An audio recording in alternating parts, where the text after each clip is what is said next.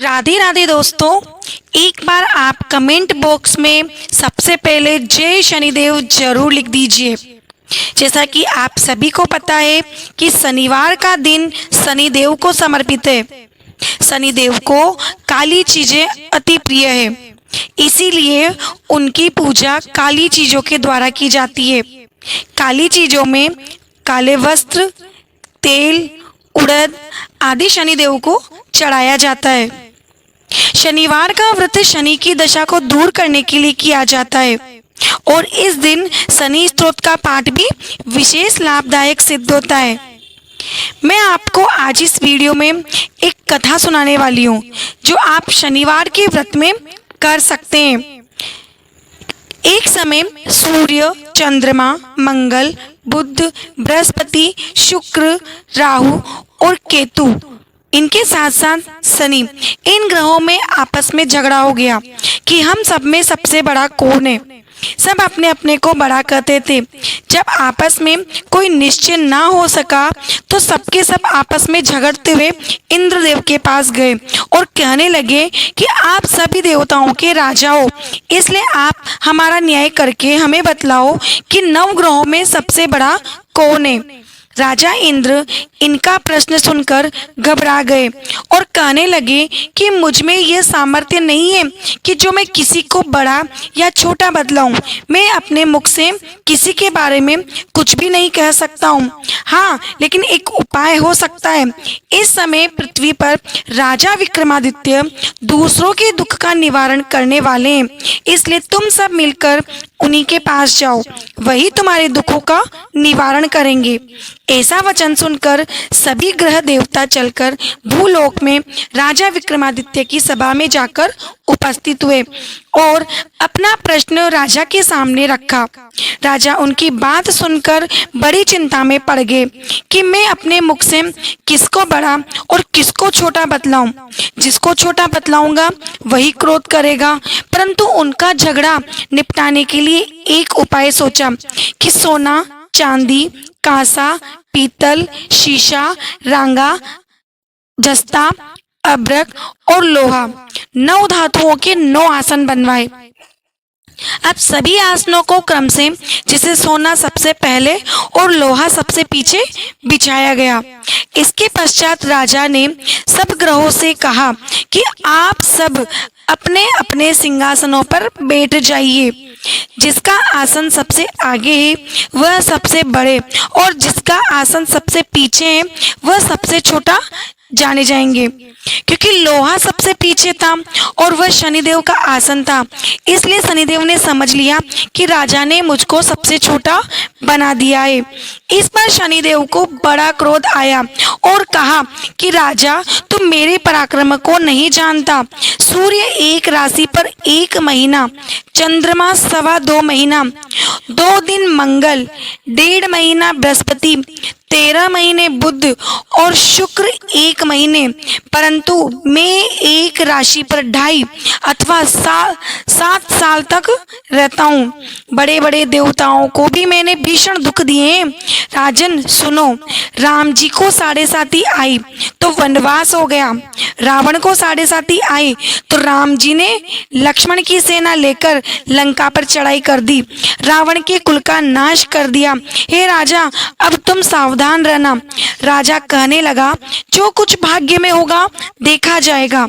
उसके बाद अन्य ग्रह तो प्रसन्नता के साथ चले गए, परंतु शनिदेव बड़े क्रोध के साथ वहां से सिधारे। कुछ काल व्यतीत हो जाने पर जब राजा को 7.5 की दशा आई तो शनिदेव घोड़ों के सौदागर बनकर अनेक सुंदर घोड़ों के साथ राजा की राजधानी में आए। जब राजा ने सौदागर के आने की खबर सुनी तो अश्वपाल को अच्छे अच्छे घोड़े खरीदने की आज्ञा दी। अश्वपाल ऐसी अच्छी नस्ल के घोड़े देखकर और उनका मूल्य सुनकर चकित हो गया और तुरंत ही राजा को खबर दी। राजा उन घोड़ों को देखकर एक अच्छा सा घोड़ा चुनकर सवारी के लिए चढ़ा। राजा घोड़े की पीठ पर चढ़ते ही घोड़ा जोर से भागा। घोड़ा बहुत दूर तक एक बड़े जंगल में जाकर राजा को छोड़कर अंतर्ध्यान हो गया। इसके बाद राजा अकेला जंगल में भटकता फिरता रहा। बहुत देर के पश्चात राजा ने भूख और प्यास से दुखी होकर भटकते भटकते एक ग्वाले को देखा। ग्वाले ने राजा को प्यास से व्याकुल देखकर पानी पिलाया। राजा की उंगली में एक अंगूठी थी, उसे निकालकर प्रसन्नता के साथ ग्वाले को दे दी और शहर की ओर चल पड़ा। राजा शहर में पहुंचकर एक सेठ की दुकान पर जाकर बैठ गया और अपने आप को उज्जैन का रहने वाला तथा अपना नाम विक्रमादित्य बतलाया। सेठ ने उसको कुलीन मनुष्य समझकर जलादि पिलाया। भाग्यवश उसी दिन सेठ की दुकान पर बिक्री अधिक हुई। तब सेठ उसको भाग्यवान पुरुष समझकर भोजन कराने के लिए अपने साथ ले गया। भोजन करते समय राजा ने आश्चर्य की बात देखी कि खूंटी पर हार लटक रहा है। वह खूंटी उस हार को निगल रही है। भोजन के पश्चात कमरे में आने पर जब सेठ को कमरे में हार ना मिला तो सबने यही निश्चय किया कि सिवाय विक्रमादित्य के और कोई इस कमरे में नहीं आया, अतः अवश्य ही उसी ने। तब राजा ने आज्ञा दी कि इसके हाथ पैर काटकर चौरंगिया किया जाए। राजा की आज्ञा का तुरंत पालन किया गया और विक्रमादित्य के हाथ पैर काट दिए गए। इस प्रकार कुछ समय व्यतीत होने पर एक तेली उसको अपने घर ले आया और कोल्हू पर उसको बैठा दिया। विक्रमादित्य उस पर बैठा हुआ था, तभी जबान से बैल हाँकता रहा। शनि की दशा समाप्त हो गई और एक रात को वर्षा ऋतु के समय वह मल्हार राग गाने लगा। उसका गाना सुनकर उस शहर के राजा की कन्या उस राग पर मोहित हो गई और दासी को खबर लाने भेजा कि शहर में कौन गा रहा है। दासी सारे शहर में फिरती फिरती क्या देखती है कि तेली के घर में चौरंगिया राग गा रहा है। दासी ने महल में आकर राजकुमारी को सब वृत्तांत सुना दिया। बस उसी क्षण राजकुमारी ने अपने मन में यह प्रण कर लिया कि चाहे कुछ भी हो जाए, मैंने इस चौरंगिया के साथ ही विवाह करने का निश्चय कर लिया है। प्रातः काल होते ही जब दासी ने राजकुमारी को जगाना चाहा तो राजकुमारी अनशन व्रत लेकर पड़ी रही। तब दासी ने रानी के पास जाकर राजकुमारी के ना उठने का वृत्तांत कहा। रानी ने तुरंत ही वहां आकर राजकुमारी को जगाया और उसके दुख का कारण पूछा तो राजकुमारी ने कहा कि माताजी, मैंने ये प्रण कर लिया है कि तेली के घर में जो चौरंगिया है उसी के साथ मैं विवाह करूंगी। माता ने कहा, पगली, ये क्या बात कर रही हो? तुमको किसी देश के राजा के साथ परणाया जाएगा। कन्या कहने लगी कि माताजी, मैं अपना प्रण कभी नहीं तोड़ूंगी। माता ने चिंतित होकर ये बात राजा को बताई। तब महाराजा ने भी आकर समझाया कि मैं अभी देश देशांतर से अपने दूत भेजकर सुयोग्य रूपवान एवं बड़े से बड़े कुड़ी राजकुमार के साथ तुम्हारा विवाह करूंगा। ऐसी बात तुमको कभी नहीं विचारनी चाहिए।